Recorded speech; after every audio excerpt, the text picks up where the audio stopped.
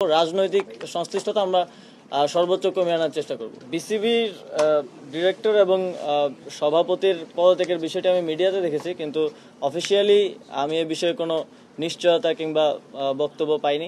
আমরা স্পোর্টসকে রাজনৈতিক প্রভাবমুক্ত করার একটা এজেন্ডা আমাদের আছে এবং সেই জন্য আমরা একটা সার্চ কমিটি গঠন করে দিব, যারা প্রত্যেকটা ফেডারেশনের বর্তমান অবস্থা, যারা কাজ করছেন, যারা দায়িত্বশীল আছেন তারা আছেন কিনা এবং তাদের ব্যাকগ্রাউন্ড কি, তারা কোন বেসিসে সেখানে আছেন, সেগুলো নিয়ে তারা রিপোর্ট প্রকাশ করবে এবং আমরা যার সাথে যেই স্পোর্টসের সাথে যে সংযুক্ত এবং কাজ করে আসছেন তাদেরকে দিয়ে এই ফেডারেশনগুলোকে ঢেলে সাজাবো। রাজনৈতিক সংশ্লিষ্টতা আমরা সর্বোচ্চ কমিয়ে আনার চেষ্টা করব। ইতিমধ্যে ক্রীড়াক্ষেত্রে যে অন্যায়, অনিয়ম এবং দুর্নীতির অভিযোগগুলো আছে এবং এখনো আমি দেখতে পাচ্ছি আপনারা সেগুলো সার্চ করে অনেকেই বের করছেন এবং মিডিয়ায় প্রকাশ করছেন, এজন্য আপনাদেরকেও ধন্যবাদ জানাই।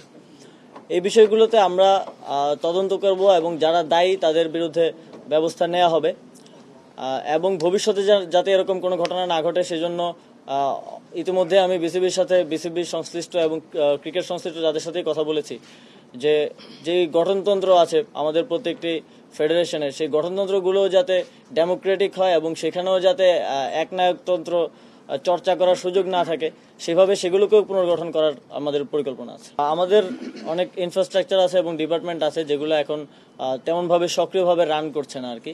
তো আমরা সেগুলোকে সক্রিয় করার জন্য সর্বোচ্চ চেষ্টা করব এবং এক্সিস্টিং যা আছে তাকে সর্বোচ্চ সক্রিয় করার চেষ্টা করা হবে এবং যেগুলো এক্সিস্টিং না অলরেডি, যেগুলো আমাদের এখানে নেই, সেগুলোই এই ইনস্টিটিউট কাজ করবে এবং সেগুলোর জন্য ইন্সপেকশন করে আসলে এটা বের করা হবে যে কোন কোন ক্ষেত্রে কাজ করার সুযোগ আছে। আর দ্বিতীয় প্রশ্ন, আমি কোনো টাইম ফ্রেম দিয়ে আসলে তার মধ্যে বাধা পড়তে চাই না, কারণ এখানকার বাস্তবতা অনুযায়ী যত দ্রুত সম্ভব আমরা স্পোর্টসের প্রতিটি ক্ষেত্রকে সক্রিয় করার চেষ্টা করব এবং যেই জায়গাগুলোতে প্রবলেম আছে সেগুলো সলভ করার জন্য ইতিমধ্যে আমরা কাজ শুরু করে দিয়েছি। এর প্রাথমিক একটা লক্ষণ হলো আমাদের স্পোর্টস ইনস্টিটিউট। বিসিবির ডিরেক্টর এবং সভাপতির পদত্যাগের বিষয়টি আমি মিডিয়াতে দেখেছি, কিন্তু অফিসিয়ালি আমি এ বিষয়ে কোনো নিশ্চয়তা কিংবা বক্তব্য পাইনি।